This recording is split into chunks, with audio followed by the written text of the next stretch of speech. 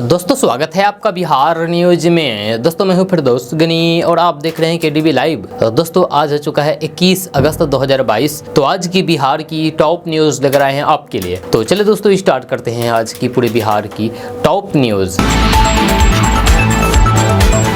दोस्तों आज बिहार न्यूज में सबसे पहले बात करते हैं कि बिहार में शिक्षक बनने की चाहत रखने वाले लोगों के लिए बड़ी खबर सामने आ रही है। ताजा रिपोर्ट्स के मुताबिक बिहार के मुजफ्फरपुर, दरभंगा, समस्तीपुर समेत कई जिलों में छठे चरण के तहत शिक्षकों की नियोजन प्रक्रिया फिर से शुरू की गई है।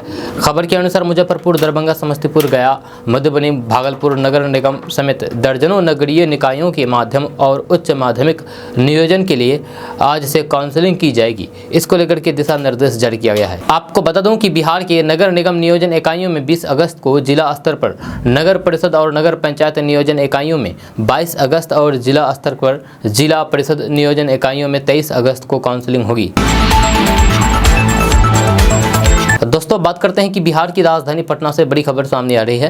ताजा रिपोर्ट्स के मुताबिक मौसम विभाग ने आज बिहार के पटना, नालंदा, जमुई, बक्सर, गया समेत 20 जिलों में आंधी, बारिश और वज्रपात का अलर्ट जारी किया है। यह साथ ही साथ लोगों को सावधान रहने के निर्देश दिए हैं। खबर के अनुसार बिहार में एक बार फिर से मानसून का सिस्टम एक्टिव होने लगा है, जिसके कारण पटना समेत राज्य के यानी कि बिहार के कई जिलों में भारी बारिश होने की संभावना नजर आ रही है। इससे बिहार के किसानों के चेहरे पर खुशियां दिखाई दे रही है। आपको बता दूं कि शनिवार को बिहार के कई जिलों में अच्छी खासी बारिश हुई है। इससे सूखे की मार झेल रहे किसानों को थोड़ी सी राहत जरूर मिली है। हालांकि इससे सूखा का संकट खत्म नहीं हुआ है। इससे किसानों को धान रोपने में आसानी होगी तथा जिन किसानों ने धान की रोपनी कर दी है उनके लिए भी ये बारिश लाभकारी साबित होगी। दोस्तों बात करते हैं कि बिहार में घर मकान बनाने वाले लोगों के लिए अच्छी खबर सामने आ रही है। ताजा रिपोर्ट्स के मुताबिक बिहार के पटना, बक्सर, भागलपुर समेत कई जिलों में बालू की कीमत सस्ती होगी। इससे बिहार में घर मकान बनाने वाले लोगों को राहत मिलेगी। जब बिहार के नए खनन और भूतत्व मंत्री रामानंद यादव ने बिहार में बालू की बढ़ती कीमत पर हैरानी जताई है। साथ ही साथ इसके रेट की समीक्षा करने के निर्देश दिए हैं ताकि बिहार के लोगों को सस्ती कीमत पर बालू उपलब्ध कराया जा सके। दरअसल बिहार में सितंबर महीने तक बालू का खनन बंद है, जिसके कारण बिहार के सभी जिलों में बालू की कीमत आसमान छू रही है। हालांकि विभाग ने दावा किया है कि उसके पास 16 करोड़ सेफ्टी बालू का स्टॉक है। कहीं भी बालू का संकट नहीं है। मिली जानकारी के अनुसार बिहार में बालू माफियाओं के अवैध कारोबार से बालू की कीमत में तेजी आई है। वहीं बालू की कोई निर्धारित कीमत नहीं है, जिसके कारण भी बालू की कीमत बढ़ रही है। जब सरकार जल्द ही इस पर कोई बड़ा फैसला ले सकती है। दोस्तों बात करते हैं कि बिहार में बारिश नहीं होने के कारण धान की फसल सूखने लगी है। साथ ही साथ खेतों में दरारें पड़ने लगा है, जिससे पटना, भागलपुर, किशनगंज, अररिया, पूर्णिया, कटिहार, नालंदा समेत कई जिलों में हालात बिगड़ने लगे हैं तथा मजदूरों का दूसरे राज्यों में पलायन होने लगा है। एक रिपोर्ट की माने तो पटना समेत बिहार के कई जिलों में के मजदूर सूखे की आशंका देखते हुए दिल्ली, मुंबई, पंजाब, हरियाणा समेत अन्य जगह की ओर रोजगार की तलाश में निकल पड़े हैं। दिन प्रतिदिन मजदूरों का पलायन बढ़ता जा रहा है। दरअसल बिहार में ज़्यादातर लोगों की जिंदगी कृषि पर आधारित है, लेकिन बारिश नहीं होने के कारण कई जिलों में अभी तक धान की पूरी रोपनी नहीं हुई है। वहीं जिन किसानों ने धान की रोपनी किया है उनका फसल पानी नहीं मिलने से सूख रहा है। आपको बता दें कि बिहार में बारिश नहीं होने से छोटे किसानों और फिर खेतीहार मजदूरों के सामने रोजी रोटी का संकट उत्पन्न होने लगा है। दोस्तों बात करते हैं कि भारत के पड़ोसी देश नेपाल में अप्रैल 2015 में भीषण भूकंप का असर अभी भी बरकरार है। नेपाल से सटे भारत के राज्य उत्तराखंड, बिहार तथा उत्तर प्रदेश में इसका असर दिखता ही रहता है। जब भूकंप ने शुक्रवार को उत्तराखंड के पिथौरागढ़ में दिन में हल्के झटके देने के बाद उत्तर प्रदेश में देर रात को अपना असर दिखा दिया है। नेपाल से सटे उत्तर प्रदेश के बहराइच जिला भूकंप का केंद्र था, जिसने लखनऊ तक अपना असर डाला। शुक्रवार देर रात करीब 1:12 पर लखनऊ में तड़के भूकंप के झटके महसूस किए गए। भूकंप की तीव्रता लखनऊ में 5.2 थी और गहराई जमीन से 82 किलोमीटर नीचे थी। दोस्तों बात करते हैं कि बिहार में महागठबंधन की सरकार बनते ही शपथ लेने के बाद पहली बार कैमूर पहुंचे बिहार सरकार के कृषि मंत्री सुधाकर सिंह ने किसानों के लिए बहुत बड़ा ऐलान किया है। बिहार को सूखाग्रस्त घोषित करने के बाद जिन किसानों को मौसम की मार झेलनी पड़ी है उन्हें एक मुश्त मुआवजा देने की बात कही गई है। जी हाँ, कृषि मंत्री सुधाकर सिंह ने कहा है कि मैं इतिहास के उस दौर में मंत्री पद का शपथ लिया हूँ जब सैकड़ों साल में एक बार अकाल आता है। उस भयानक अकाल में हम कार्यभार बीच दौर में संभाल रहे हैं। कैसे बिहार के किसानों को जिन्होंने खेती में पूंजी लगाया है वे वापस आ जाए, हम उस चुनौती को स्वीकार करते हैं जहां बंजर खेत है और पानी के अभाव में खेती नहीं हुआ है। जब वहां के किसानों को राहत पहुंचाई जाएगी, ये संपूर्ण मानवता के लिए संकट है। इंसानों के साथ जीव जंतु सबके लिए संकट की स्थिति है। जब पीने के लिए पानी, पशुओं के लिए चारा के लिए घोर अभाव होने जा रहा है। हमारी खेती को भी बचाना है। इन सारी स्थितियों को फॉलो करते हुए हमें आगे बढ़ना है। दोस्तों बात करते हैं कि देश भर के सभी बड़े सरकारी और प्राइवेट बैंक ने एटीएम से कैश विड्रॉल करने को लेकर के बदलाव किया है। अब आपको 1 महीने में निर्धारित एटीएम कैश विड्रॉल से अधिक निकासी करने पर अतिरिक्त शुल्क देना होगा। ये शुल्क 20 से 22 रुपए देना होगा। एटीएम विड्रॉल में फाइनेंशियल और नॉन फाइनेंशियल सर्विसेज भी शामिल है। अमूमन महीने में 3 ट्रांजेक्शन मुफ्त होते हैं।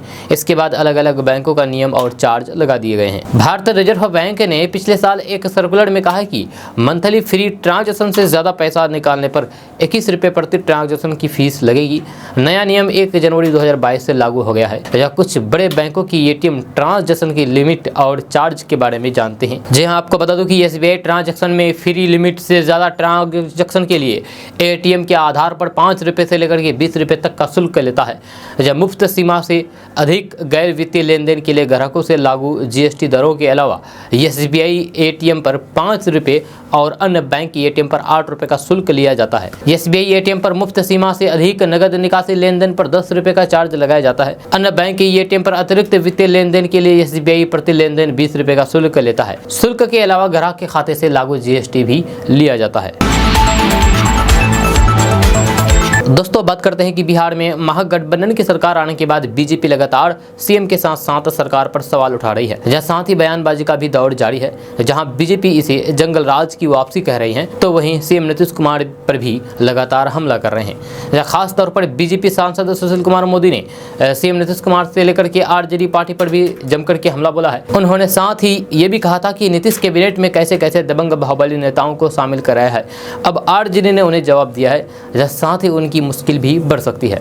खान एवं भूतत्व मंत्री डॉक्टर रामानंद यादव ने पलटवार करते हुए कहा कि सुशील मोदी जुमलेबाज हैं, उसके जैसा दबंग अभी तक कोई भी नहीं है।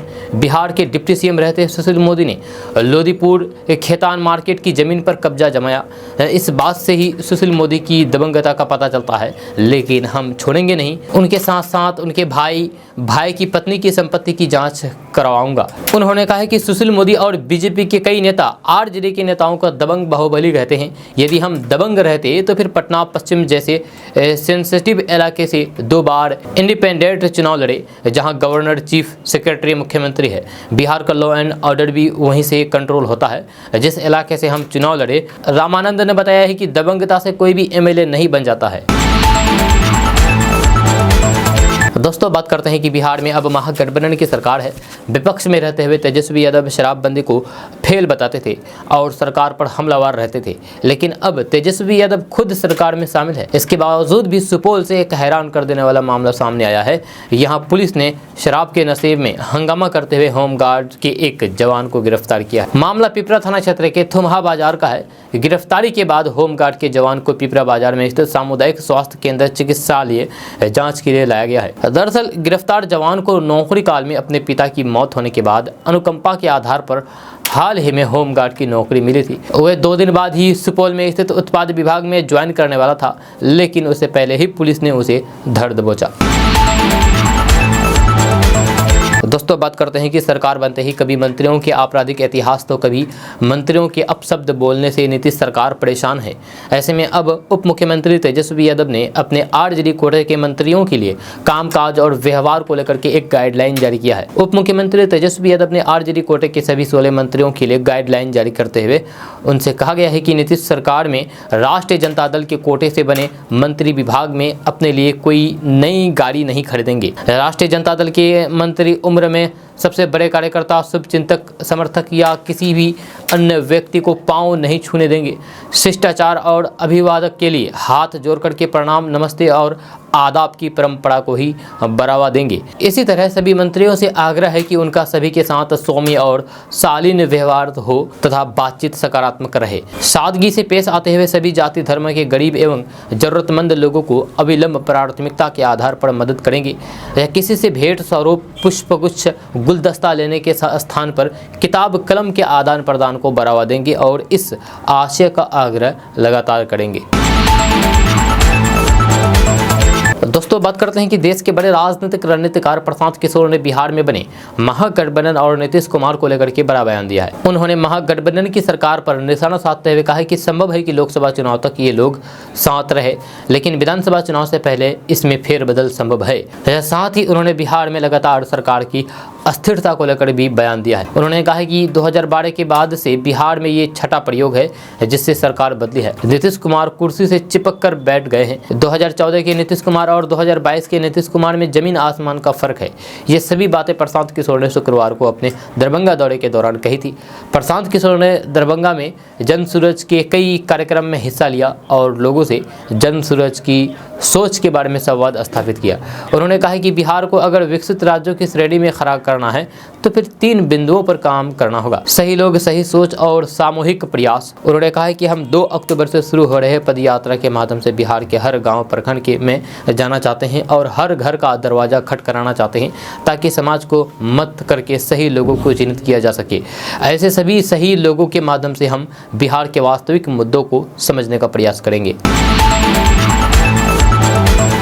दोस्तों, बात करते हैं कि कॉमेडियन राजू श्रीवास्तव इस समय अस्पताल में हैं और उनकी हालात गंभीर बनी हुई है।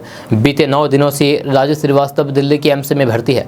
आपको बता दूं कि कार्डियक अरेस्ट यानी कि हार्ट अटैक आने के बाद राजू श्रीवास्तव को अस्पताल लाया गया था और बीते 9 दिनों में राजू श्रीवास्तव की बनती बिगड़ती तबीयत को लेकर के सोशल मीडिया काफ़ी एक्टिव है। हालांकि कॉमेडियन की हेल्थ को लेकर के फेक न्यूज़ भी चलाई जा रही है और इन खबरों ने परिवार को बड़ा परेशान किया है। एक मशहूर वेबसाइट से बात करते हुए राजू श्रीवास्तव के दोस्त अशोक मिश्रा और मैनेजर राजेश शर्मा ने बताया है कि इन फेक न्यूज़ ने कॉमेडियन की पत्नी और बच्चों पर असर डाला है। अशोक मिश्रा ने कहा है कि डॉक्टर्स राजू श्रीवास्तव को ठीक करने की पूरी कोशिश कर रहे हैं। डॉक्टर्स उन्हें अपनी निगरानी में रखे हुए हैं। डॉक्टर्स ने ऑफिशियली कुछ नहीं कहा है, ना ही कोई बुरी खबर दी है। कई सारे चैनल और मीडिया में राजू के निधन की खबर चला दी है, यानी कि राजू श्रीवास्तव की मरने की खबर चला दी है। इसने भाभी को बहुत आहत किया है, परेशान किया है। वे रो रही थी। बच्चे यंग एज के हैं, वे भी रो रहे हैं। बच्चे कह रहे हैं कि पापा हमारे सामने हैं और उनके बारे में ऐसी खबर चला रही है। वे लोग काफ़ी अपसेट है। इसी के साथ राजू श्रीवास्तव के मैनेजर राजेश शर्मा ने कहा है कि वे बहुत परेशान हैं। तभी आखिर में राजू की पत्नी शिखा ने बयान दिया था कि गलत खबरें ना फैलाएं, जो भी है सब ठीक है, आप नेगेटिव ना फैलाएं, हम लोग पॉजिटिव रहने की कोशिश कर रहे हैं। दोस्तों, बात करते हैं कि तमाम महंगाई के बीच अब मोबाइल रिपेयर कराना भी महंगा होने वाला है। मोबाइल की डिस्प्ले से लेकर के सिम कार्ड, ट्रे और पावर बटन तक को रिपेयर का बदलवाना महंगा पड़ेगा। सरकार ने मोबाइल पोर्ट पर 15% बेसिक कस्टम ड्यूटी लगाने का फैसला किया है। इसकी जानकारी केंद्रीय अप्रत्यक्ष कर और सीमा शुल्क बोर्ड ने अपने एक बयान में दी है। CBIC ने कहा है कि सेल्यूलर मोबाइल फोन की डिस्प्ले असेंबली आयात को लेकर के भ्रम बना हुआ है। फिलहाल मोबाइल फोन की डिस्प्ले असेंबली पर 10% सीमा शुल्क लगता है और डिस्प्ले असेंबली के निर्माण के लिए अलग से इनपुट या फिर पुर्जों के आयात पर शुल्क लगता है। डिस्प्ले असेंबली में टच पैनल से लेकर के cover glass, LED, back light तक शामिल है। जहाँ CBIC ने कहा है कि अगर मोबाइल फोन की डिस्प्ले असेंबली को केवल धातु या फिर प्लास्टिक के बैक सपोर्ट फ्रेम के साथ आयात किया जाता है तो फिर ये 10% BCD के दायरे में आ जाएगा। लेकिन इसके साथ यदि अलग से मेटल प्लास्टिक का बैक सपोर्ट फ्रेम भी आयात किया जाता है तो फिर इस पर 15% की GST लगेगा। दोस्तों, बात करते हैं कि भारत के रेलवे स्टेशन अब पहले की तुलना में काफ़ी बदल चुके हैं, या यूँ कहिए कि भारतीय रेलवे का विकास हो गया है। लोगों को अब रेलवे स्टेशन पर पहले से कहीं ज़्यादा सुविधाएं मिल रही है। इन सुविधाओं में फ्री वाईफाई भी शामिल है। ये फ्री वाईफाई की सुविधा अब सभी ग्राहकों को दी जा रही है, लेकिन ज़्यादातर लोग इसे इस्तेमाल नहीं कर पाते हैं क्योंकि इनके बारे में जानकारी ही नहीं मालूम है। इसका कारण ये हो सकता है कि या तो लोग इस बात से वाकिफ नहीं हैं या तो फिर इसका प्रोसेस नहीं जानते हैं। अगर आप रेलवे के फ्री वाईफाई का इस्तेमाल करना चाहते हैं तो फिर आप किसी भी रेलवे स्टेशन पर जाएं तो आप इसको आसानी से इस्तेमाल कर सकते हैं। इसमें बिना रुकावट के इंटरनेट का एक्सेस कर सकेंगे और आसानी से इंटरनेट का इस्तेमाल कर सकेंगे। जी हाँ, हर कोई रेलवे स्टेशन पर इंटरनेट का फ्री इस्तेमाल कर सके और मिल रहे लाभ का फ़ायदा उठा सके। दरअसल देखा भी गया है कि नेटवर्क के चले जाने की वजह से रेलवे स्टेशन पर ज़्यादातर लोग ठीक तरीके से इंटरनेट का इस्तेमाल नहीं कर पाते हैं, लेकिन अब आप रेलवे स्टेशन में लगे वाईफाई से अपना इंटरनेट इस्तेमाल कर सकते हैं। दोस्तों बात करते हैं कि बिहार में तेल कंपनियों ने पेट्रोल और डीजल के दाम में बढ़ोतरी की है। भागलपुर, गया, बेगूसराय, समस्तीपुर समेत अन्य जिलों में पेट्रोल डीजल महंगा हो गया है। हालांकि पटना और पूर्णिया में तेल की कीमतों में हल्की गिरावट आई है। भागलपुर में आज पेट्रोल के रेट में 86 पैसे और डीजल में 80 पैसे प्रति लीटर का इजाफा देखने को मिला है। गया में पेट्रोल 63 पैसे और डीजल 60 पैसे प्रति लीटर महंगा हुआ है। इसके अलावा बांका, बेगूसराय, मधुबनी, नवादा, सहरसा, समस्तीपुर और सुपौल में भी तेल के भाव में बढ़ोतरी हुई है। राजधानी पटना में तेल कंपनियों ने ग्राहकों को हल्की राहत दी है। यहाँ आज पेट्रोल 18 पैसे और डीजल 17 पैसे प्रति लीटर सस्ता हुआ है, जब पूर्णिया में तेल के दाम में 1 पैसे प्रति लीटर की गिरावट आई है। इसके अलावा सीवान, बक्सर, अररिया, सीतामढ़ी, हाजीपुर और बेतिया में भी पेट्रोल डीजल की कीमतें कम हुई है। वहीं मुजफ्फरपुर, शिवहर, शेखपुरा, औरंगाबाद, आरा, मोतिहारी, गोपालगंज, जमुई, खगड़िया, किशनगंज, लखीसराय, मधेपुरा और मुंगेर में पेट्रोल डीजल की कीमतों में कोई भी बदलाव नहीं हुआ है। दोस्तों बात करते हैं कि अगर आपका सेविंग अकाउंट भी SBI में है तो फिर ये खबर आपके लिए बेहद काम की है। देश के सबसे बड़े सरकारी बैंक SBI के ट्रांजैक्शन से जुड़ा मैसेज वायरल हो रहा है। इस मैसेज में दावा किया जा रहा है कि सेविंग अकाउंट में आप सालाना 40 ट्रांजैक्शन कर सकते हैं। 40 से अधिक ट्रांजैक्शन होने पर खाते में जमा राशि से हर ट्रांजैक्शन पर 57 रुपये की कटौती की जाएगी। PIB ने सभी दावे को फर्जी बताया है। एक अन्य मैसेज में ये भी कहा जा रहा है कि ATM से 4 बार से ज़्यादा पैसे निकालने पर कुल 173 रुपये काटे जाएंगे। जब PIB फैक्ट चेक पर बताया गया है कि बैंक की तरफ से ऐसा कोई भी नियम नहीं बनाया गया है। PIB की तरफ से बताया गया है कि ये सभी दावे फर्जी हैं। बैंक ने ट्रांजैक्शन करने पर किसी तरीके के नियमों में बदलाव नहीं किया है। पिछले दिनों PIB फैक्ट चेक की तरफ से बताया गया था कि अपने बैंक के ATM से हर महीने 5 मुफ्त ट्रांजैक्शन कर सकते हैं। इसके बाद अधिकतम 21 रुपये ट्रांजैक्शन या फिर कोई भी टैक्स होने पर अलग से देना होगा। हाल ही में PIB फैक्ट चेक ने एक अन्य वायरल मैसेज को फेक बताया था। दोस्तों बात करते हैं कि उत्तर प्रदेश के संभल में अपनों के बीच धोखाधड़ी का एक ऐसा हैरान कर देने वाला मामला सामने आया है, जहां सरकारी कागजातों में मृत साबित हो चुका शख्स खुद को जिंदा साबित करने के लिए हाथ में तख्ती लटकाकर दर दर भटक रहा है और कह रहा है कि मैं जिंदा हूं साहब। दरअसल मामला कुछ यूं है कि एक भाई ने अपने ही भाई का फर्जी मृत्यु प्रमाण पत्र बनवा करके उसकी बीमा की 2 लाख रुपए हड़प ली। इतना ही नहीं, फर्जी मृत्यु प्रमाण पत्र के जरिए उसकी ज़मीन भी अपने नाम करवा ली। फिलहाल मामला पुलिस में पहुंच चुका है। दरअसल सगे जीवित भाई का फर्जी मृत्यु प्रमाण पत्र बनवा करके 2 लाख की बीमा धन राशि हड़पे जाने का मामला हयात नगर थाना इलाके के मुजफ्फरपुर गांव का है, जहां पीड़ित अबरार का आरोप है कि उसके सगे भाई इसरार ने एक साजिश के तहत बैंक में उसका खाता खुलवाने के बाद खुद को नॉमिनी दिखा करके उसका फर्जी मृत्यु प्रमाण पत्र लगाया और प्रधानमंत्री जीवन बीमा की 2 लाख की धनराशि हड़प ली। जब पीड़ित अबरार ने आगे आरोप लगाया है कि उसके अपने बड़े भाई इसरार ने फेक यानी कि गलत मृत्यु प्रमाण पत्र के जरिए फर्जीवाड़ा करके उसकी 6 बीघा जमीन भी अपने नाम दर्ज कर ली है। जब उसने फर्जी मृत्यु प्रमाण पत्र बनवा करके 2 लाख की बीमा धनराशि और फिर 6 बीघा जमीन हड़पे जाने का विरोध किया तो उसके भाई इसरार और उसके परिवार के लोगों ने उसके साथ जम करके मारपीट की। पीड़ित अबरार ने अपने भाई इसरार के खिलाफ कार्रवाई के लिए रिपोर्ट दर्ज कराने के लिए हयात नगर थाने में जाकर के गुहार लगाई है, लेकिन हयात नगर थाने की पुलिस ने मृत अबरार की शिकायत को गंभीरता से नहीं लिया है। उसके बाद पीड़ित ने अपने बड़े भाई इसरार के खिलाफ केस दर्ज कराने के लिए और अन्याय के लिए कोर्ट से गुहार लगाई थी। दोस्तों बात करते हैं कि नवंबर 2020 में जब बिहार विधानसभा चुनाव के दौरान एनडीए ने सत्ता में वापसी की थी तो यही उम्मीद थी कि एक बार फिर से नीतीश और सुशील मोदी की जोड़ी बिहार की कमान संभालेगी, क्योंकि बिहार में जब भी भाजपा और जदयू गठबंधन की सरकार रही है तो इसी जोड़ी ने सत्ता संभाली है। सबको चौंकाते हुए इस जोड़ी को ब्रेक कर दिया और भाजपा की तरफ से कमान नए चेहरे को दे दी गई और सुशील मोदी को राज्यसभा के लिए केंद्र की राजनीति में भेज दिया गया। लेकिन नीतीश के पाला बदलने से भाजपा का पूरा समीकरण समीकरण ही बिगड़ गया है और एक बार फिर से सुशील मोदी बिहार की राजनीति में एक्टिव हो गए हैं। सुशील मोदी का एक्टिव होने का सीधा मतलब है कि नीतीश कुमार को काउंटर करने के लिए भाजपा को उनकी बड़ी जरूरत है, क्योंकि वे जिस तरीके से लालू प्रसाद के खिलाफ चारा घोटाले से लेकर के जंगल राज को लेकर के मुहिम छेड़ते रहे हैं और उसका भाजपा को फायदा भी मिला है, वैसे ही उम्मीद पार्टी को एक बार फिर से उनसे नीतीश कुमार के लिए है और इसके संकेत मिलने भी लगे हैं।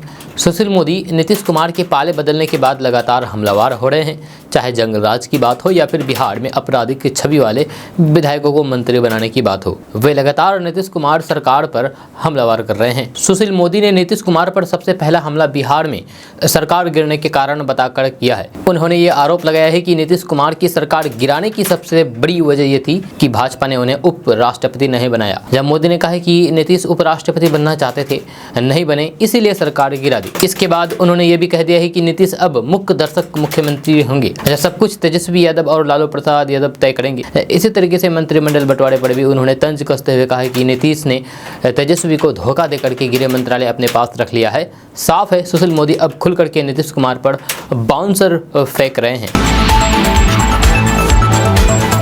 दोस्तों, बात करते हैं कि बिहार में बीते सप्ताह जब नीतीश कुमार ने पाला बदल किया तो भाजपा के उन नेताओं को एक झटके में मंत्री पद गंवाना पड़ा जो एक दिन पहले तक सत्ता में थे।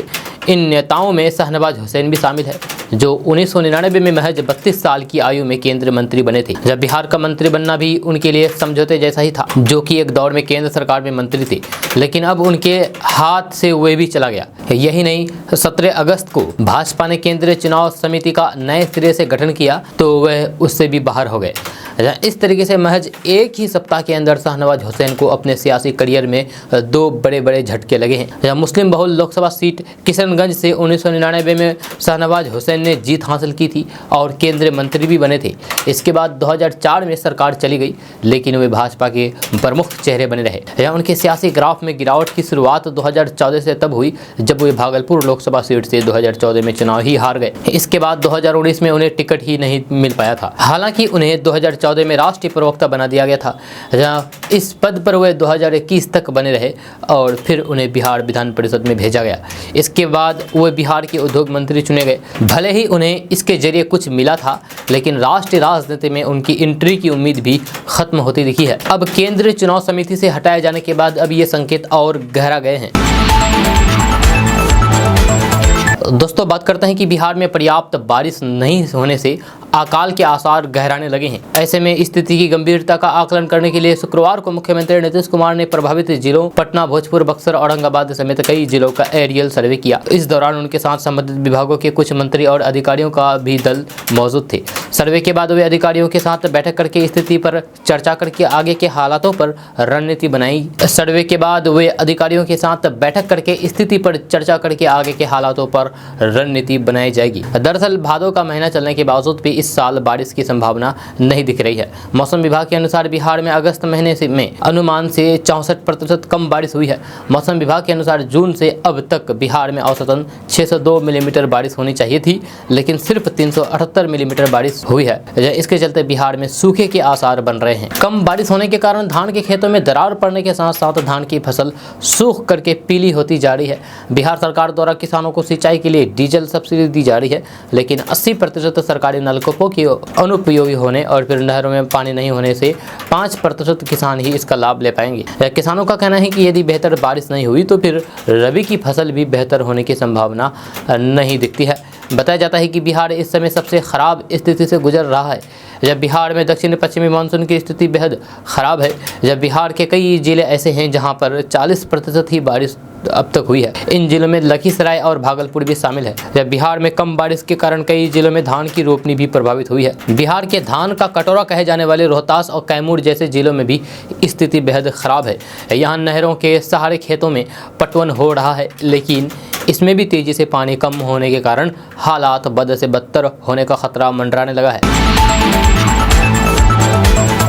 दोस्तों बात करते हैं कि पत्रकारों से बात करते हुए प्रशांत किशोर ने कहा कि प्रधानमंत्री नरेंद्र मोदी की राष्ट्रीय राजनीति में आने के बाद बिहार में राजनीतिक अस्थिरता का दौर शुरू हुआ। साल 2012 से 2020 के बीच में इन 10 सालों में छठवां सरकार का प्रयोग किया जा रहा है, जिससे सरकार बदली है। इससे बिहार के विकास पर बुरा असर पड़ा है और विकास की गति धीमी हुई है। वहीं प्रशांत किशोर ने कहा है कि हर बार प्रयोग में ऐसा लगता है कि इस बार का प्रयोग सबसे सफल होने वाला है। इन 10 साल का अनुभव यही बता रहा है कि सारे प्रयोग के बावजूद भी बिहार में जो स्थिति थी वह पहले से खराब हुई है। यह बिहार में भ्रष्टाचार बढ़ा है, शिक्षा और स्वास्थ्य व्यवस्था पहले से बदतर हुई है। बिहार में बेरोजगारी की संख्या में तेजी के साथ वृद्धि हुई है, जिसका परिणाम है कि लाखों की संख्या में युवक रोजगार के लिए दूसरे प्रदेश में दर दर की ठोकरें खा रहे हैं। प्रशांत किशोर ने महागठबंधन की सरकार पर निशाना साधते हुए कहा कि संभव है कि लोकसभा चुनाव तक ये लोग साथ रहे, लेकिन विधानसभा चुनाव से पहले इसमें फेरबदल संभव है। या वहीं उन्होंने कहा कि 2 अक्टूबर से शुरू हो रहे पद यात्रा के माध्यम से बिहार के हर गांव प्रखंड में जाना चाहते हैं और हर घर का दरवाजा खटखटाना चाहते हैं, ताकि समाज से सही लोगों को चिन्हित किया जा सके। बिहार के विकास के लिए प्रयास करने की सोच, और इसके लिए जब तक सामूहिक प्रयास नहीं होगी, कोई व्यक्ति या फिर कोई भी दल अकेले बिहार को आगे नहीं बढ़ा सकता है। इसलिए सामूहिक प्रयास की आवश्यकता है। दोस्तों बात करते हैं कि जदयू प्रदेश उपाध्यक्ष सह पूर्व विधायक कोचाधामन मुजाहिद आलम गुरुवार को मुख्यमंत्री नीतीश कुमार से मिलकर के 8वीं बार महागठबंधन के नेता के रूप में मुख्यमंत्री बनने पर बधाई दी है। इस दौरान उन्होंने 9 अगस्त को पूर्णिया जिला के रौटा थाना के अंतर्गत सीसाबाड़ी करवाला के दौरान पुलिस एवं अखाड़ा के लोगों के बीच हुए झड़प के कारण रौटा थाना कांड संख्या 111/22 बीडीओ बैसा द्वारा दर्ज किया गया है, जिसमें 99 लोगों को नामजद एवं 4900 लोगों को अनामित बनाया है। इसमें अधिकांश लोग निर्दोष होने की बात उन्होंने मुख्यमंत्री के समक्ष रखा और विवाद का कारण भी बताया। मामले में मुख्यमंत्री नीतीश कुमार ने डीजीपी को मामले की जांच करके निर्दोष लोगों को बरी करने का निर्देश दिया है। मुख्यमंत्री नीतीश कुमार के निर्देश पर कोचाधामन के पूर्व विधायक मुजाहिद आलम और पूर्व उप प्रमुख शमशाद आलम ने डीजीपी बिहार से मिलकर के घटना के संबंध में जानकारी दी है। डीजीपी संजीव कुमार सिंघल ने यानी कि एसके सिंघल ने पूर्णिया पुलिस अधीक्षक दयाशंकर को फोन करके मामले की जांच करके निर्दोष लोगों को बरी करने का निर्देश दिया है। दोस्तों बात करते हैं कि बिहार में महागठबंधन की सरकार बनने के बाद मंत्रिमंडल का बंटवारा क्या हुआ, विवाद शुरू हो गया है। स्थिति यह है कि रोजाना नए खुलासे से महागठबंधन की सरकार को सियासी झटके लग रहे हैं। शपथ ले चुके मंत्रियों के बारे में हो रहे खुलासे से महागठबंधन की सरकार असहज है। ताजा मामला नीतीश सरकार में कृषि मंत्री बने सुधाकर सिंह से जुड़ा हुआ है, जिन पर नीतीश कुमार के अधिकारियों ने ही करोड़ों रुपए के चावल घोटाले का केस दर्ज किया गया था। अब वही सुधाकर सिंह कृषि मंत्री के रूप में सहजता के साथ काम करते दिख रहे हैं। दरअसल नीतीश कैबिनेट के मंत्री सुधाकर सिंह पर 2 राइस मिल के माध्यम से सरकार की 5,31,01,286 रुपए घोटाले के आरोप में प्राथमिकी दर्ज है और उन्हीं को अब कृषि मंत्री बनाया गया है।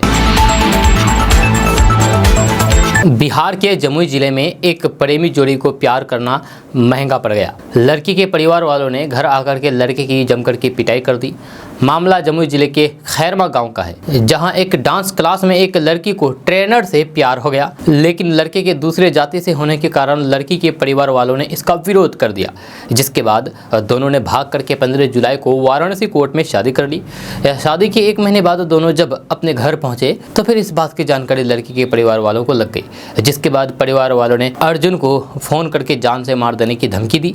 साथ ही उसके घर आकर के मारपीट और गाली गलौज की। गुरुवार को तंग आकर के प्रेमी अर्जुन कुमार और प्रियंका वंदना ने जमुई पुलिस थाने में आवेदन देकर के सुरक्षा की गुहार लगाई है। वंदना के घर वाले ने अर्जुन से रिश्ता तोड़ने के लिए पहले तो समझाया, लेकिन उसके नहीं मानने पर घर वालों ने उसे बड़ी बहन के घर गोरखपुर भेज दिया। घर वाले को लगा कि धीरे धीरे सब ठीक हो जाएगा, लेकिन ऐसा हुआ नहीं। जहां वंदना और अर्जुन ने भाग करके 15 जुलाई 2022 को वाराणसी कोर्ट में शादी कर ली। शादी के 1 महीने के बाद जब अर्जुन वंदना को लेकर के अपने घर पहुंचा तो फिर अर्जुन के परिवार वालों ने वंदना को स्वीकार कर लिया।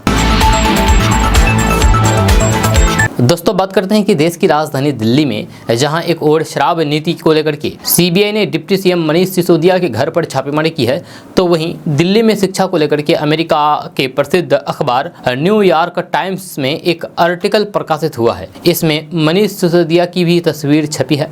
इसके बाद आम आदमी पार्टी और बीजेपी में आरोप प्रत्यारोप का दौर शुरू हो गया है। बीजेपी नेताओं ने इसे पेड न्यूज करार दिया है। इस मामले पर न्यूयॉर्क टाइम्स की तरफ से सफाई आई है। अमेरिकी अमेरिकी अखबार न्यूयॉर्क टाइम्स ने दिल्ली की शिक्षा व्यवस्था पर अपनी स्टोरी को निष्पक्ष और ग्राउंड रिपोर्टिंग पर आधारित बताया है, साथ ही पेड न्यूज के आरोपों को भी खारिज कर दिया है। न्यूयॉर्क टाइम्स ने एनडीटीवी से बात करते हुए बताया है कि दिल्ली की शिक्षा व्यवस्था सुधार के प्रयासों के बारे में हमारी रिपोर्ट निष्पक्ष है और ग्राउंड रिपोर्टिंग पर आधारित है। शिक्षा व्यवस्था एक ऐसा मुद्दा है जिसे न्यूयॉर्क टाइम्स सालों से कवर करता आ रहा है। न्यूयॉर्क टाइम्स की पत्रकारिता हमेशा स्वतंत्र होती है, राजनीति या फिर विज्ञापनदाता के प्रभाव से मुक्त होती है। दोस्तों बात करते हैं कि केंद्रीय कर्मियों के लिए खुशी की खबर है। अगले महीने एक साथ 3 फायदा केंद्र कर्मचारियों को मिलने वाला है। पहला, सरकार 4% महंगाई भत्ते का ऐलान सितंबर महीने में कर सकती है। वहीं डीए पर एरियर भी मिलेगा। जबकि तीसरी खुशी की बात यह है कि पीएफ खाते में मिलने वाला ब्याज की राशि भी सितंबर महीने में आ सकती है। इन मामलों को लेकर के सरकार से चल रही बातचीत पर फैसला कभी भी आ सकता है। केंद्रीय कर्मचारियों को 4% महंगाई भत्ता मिलने का रास्ता साफ हो गया है। डीए 4% बढ़ाने पर ये अब 38% हो जाएगा। सूत्रों से मिली जानकारी के अनुसार महंगाई भत्ते पर सरकार सितंबर महीने के पहले सप्ताह में घोषणा कर सकती है। दोस्तों भारतीय सिनेमा में आपने कई फिल्में घर जमाइयों और फिर दामादों पर देखी और सुनी होगी, लेकिन जब परंपराएं प्रथा बनकर के इतिहास अब बनाने लगे तो फिर इसे आप क्या कहेंगे। यूपी का कानपुर देहात के इस गांव में 3 पीढ़ियों से लड़कियों की शादी में दूल्हे विदा होकर के घर दामाद आते हैं और यहीं पर रह करके बस जाते हैं। शादी में दुल्हन की विदाई तो आपने कई बार देखी होगी, लेकिन कानपुर देहात के अकबरपुर तहसील के दमादनपुरवा गांव का नाम महज इस वजह से ही पड़ गया कि यहाँ जब भी किसी लड़की की शादी होती है तो फिर दुल्हन विदा ना होकर के यहाँ दूल्हा बना लड़का अपने घर से विदा होकर के यहाँ आता है। यहीं पर बस करके घर दामाद बन जाता है। लड़का अपना पूरा जीवन घर जमाई बनकर के बिताता है। जब लड़की के घर में घर दामाद कुछ दिन रहता है और फिर लड़की के घर वाले अपने जमाई को जीवन यापन करने के लिए पक्का मकान और ज़मीन दे देते हैं ताकि उनकी लड़की अपने घर वालों के पास पूरी उम्र रह सके और दामाद घर जमाई बन जाता है। इस गांव में ये प्रथा पिछले 3 पीढ़ियों से चली आती रही है और अब ये परंपरा बन गई है। गांव में एक प्राथमिक स्कूल भी बना है और इस स्कूल का भी नाम दमादनपुरवा रखा गया है। दरअसल गांव में रहने वाले हर घर अमूमन घर दामादों से घिरा हुआ है और यहां बूढ़े से लेकर के जवान तक शादी के बाद घर दामाद बन करके रह रहे हैं। इस गांव में लगभग 500 की आबादी है और 253 मतदाता भी है। दलित परिवार से भरा ये गाँव अब सुर्खियों में आ गया है।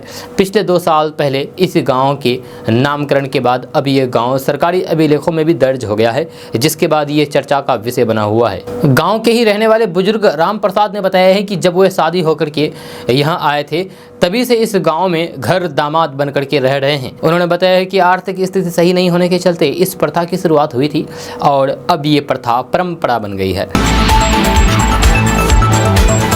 दोस्तों बात करते हैं कि बिहार सरकार के पूर्व खान और भूतत्व मंत्री जनक राम ने मुख्यमंत्री नीतीश कुमार पर बड़ा आरोप लगाया है। उन्होंने कहा है कि नीतीश कुमार दलित को सामने बैठने देना पसंद नहीं करते थे। यह नीतीश कुमार पर जनक राम के इस बयान के बाद राजनीति शुरू हो गई है। इस पूरे बयान पर बिहार सरकार के मंत्री जमा खान ने कहा है कि कुर्सी और लालच के लिए ये लोग कुछ भी कह देते हैं। जब किसी को चोर कहने से वे चोर नहीं हो सकता। जनक राम के आरोप लगाने से क्या वे सच हो जाएगा। मंत्री जमा खान ने कहा है कि मेरे साथ ही मंत्रिमंडल में रहे हैं, उस समय उनको अच्छा लग रहा था। उस समय बयान उन्होंने क्यों नहीं दिया, क्योंकि वे लालची थे। जनक राम को ऐसे बयान नहीं देने चाहिए। अभी महागठबंधन की सरकार बनी है लेकिन बीजेपी को बौखलाहट हो गई है। बीजेपी की स्थिति पूरा देश जानता है। ये 2 समाज को लड़ाने का काम करती है। महागठबंधन एक मजबूत संगठन है और ये गठबंधन पूरे देश में मिसाल कायम करेगा। दोस्तों बात करते हैं कि भारत की जनसंख्या तेजी के साथ बढ़ रही है। ऐसे में कुछ राजनेताओं जनसंख्या नियंत्रण कानून लाने की वकालत कर रहे हैं, लेकिन एक देश ऐसा भी है जहां ज्यादा बच्चा पैदा करने पर सरकार भारी भरकम रकम देती है। जी हां, हम बात कर रहे हैं रूस की। रूस की घटती जनसंख्या को लेकर के राष्ट्रपति व्लादिमीर पुतिन चिंता कर रहे हैं। इस कठिन समस्या से बाहर निकलने के लिए खास योजना बनाई गई है। दरअसल अब वहां की महिलाओं को 10 बच्चे पैदा करने के लिए 10 लाख रूबल यानी कि इंडियन रुपीज़ में अगर कन्वर्ट करें तो 13 लाख रुपए होता है। 13 लाख रुपए दिए जाते हैं। जो औरत अगर 10 बच्चा पैदा करे तो उसको सरकार की तरफ से 13 लाख रुपए दिए जाते हैं। इसके साथ ही 10 बच्चों को जन्म देने वाली महिलाओं को भी मदर हीरोइन नाम के पुरस्कार से सम्मानित किया जाएगा। रूसी राष्ट्रपति पुतिन ने ये फरमान 15 अगस्त को जारी किया था। ये पैसा एक साथ तब दिया जाएगा जब महिला की 10वीं संतान 1 साल की होगी। और रूसी सरकार से राशि तब बच्चों के पहले जन्मदिन के अवसर पर सीधे बैंक खाते में हस्तांतरित कर दी जाएगी। यह योजना की एक खास बात यह भी है कि अगर दुर्घटना में बच्चे की जान चली जाती है तो भी सरकार की ओर से पैसा दिया जाएगा। साथ ही महिलाओं को मदर हेरोइन की उपाधि से नवाजा जाएगा। आपको बता दूं कि यह पुरस्कार पहले दिया जाता था, लेकिन सोवियत संघ के टूटने के बाद इस पुरस्कार को रोक दिया गया था। हालांकि व्लादिमीर पुतिन के इस फैसले की निंदा भी की जा रही है। लोगों ने उनकी इस पहल को हताशा भरा कदम बताया है। कुछ लोगों का यह भी कहना है कि 10 बच्चे के लिए 13 लाख रुपए की ये राशि बहुत कम है। अगर कोई 13 लाख रुपए पाने और फिर देश की जनसंख्या बढ़ाने के लिए ये काम करेगा तो फिर उसके लिए ये राशि बहुत कम है। 13 लाख के बाद उस परिवार की आर्थिक स्थिति कमज़ोर हो सकती है। दोस्तों, अब बात मुजफ्फरपुर जिले की करते हैं, जहां चाचा से शादी करने के बाद एक भतीजी की जान चली गई। 3 महीने पहले ही रिश्ते में चाचा ने भतीजे से शादी कर ली थी, जिसके बाद लड़की ने वीडियो बना करके शादी का ऐलान किया था। घटना मुजफ्फरपुर जिले के ओराई थाना क्षेत्र के अंतर्गत राजखंड दक्षिण पंचायत के कोकिलवाड़ा गांव की है। 3 महीना पहले चाचा भतीजे के बीच प्यार हो गया था और दोनों ने घर से भाग करके शादी कर ली थी। जानकारी के मुताबिक शादी के बाद लड़के ने अपने प्रेमिका को 3 महीने तक एक रिश्तेदार के यहाँ रखा था, जिसके बाद उसकी अचानक तबीयत बिगड़ गई। जब उसे शुक्रवार को इलाज के लिए ले जाया गया तो फिर उसने दम तोड़ दिया, यानी कि भतीजे ने दम तोड़ दिया। दोस्तों, बात करते हैं कि जुलाई में जो खाद्य पदार्थों की कीमत कम हुई थी, धीरे धीरे फिर से उसी स्थिति में आ गई है। खाद्यान्न विक्रेता व्यवसायी संघ से जुड़े लोगों का कहना है कि मिलरों पर केंद्र सरकार का लगाम नहीं होने से उत्पाद खुद से रेट बढ़ा रहे हैं। इस कारण खाद्य पदार्थ एवं उससे जुड़ी हुई चीजों के हर दिन दाम बढ़ रहे हैं। काफी दिनों से रिफाइंड तेल के दाम नहीं बढ़ रहे थे, जहाँ रिफाइंड के 12 किलो के पैक पर 100 रुपये की बढ़ोतरी कर दी गई है। इसको लेकर के आज से रिफाइंड तेल पर 2 रुपये से लेकर के 5 रुपये तक खुदरा दुकानदारों ने बढ़ोतरी कर दी है। आपको बता दो कि होलसेल और खुदरा किराना दुकानों की बिक्री अलग अलग है और वहां से निकलने के बाद अन्य बाजार के दुकानदारों के दाल, तेल, मसाला में काफ़ी अंतर है। तय रेट नहीं होने के कारण बाजारों के अलग अलग दुकानों में अनाप शनाप पर रेट लिया जा रहा है। दोस्तों, आज का न्यूज़ बस यहाँ तक। कैसा लगा जरूर अपना सुझाव दीजिएगा नीचे कमेंट बॉक्स में कमेंट करके। अगर आप नए आए हैं इस चैनल पर तो फिर चैनल को सब्सक्राइब करके बेल आइकन को प्रेस कर दीजिए और साथ में वीडियो को लाइक कर दीजिए, अपने दोस्तों के साथ शेयर भी कीजिए। तो चलिए दोस्तों, फिर मिलते हैं नेक्स्ट वीडियो में। तब तक के लिए जय हिंद, जय बिहार।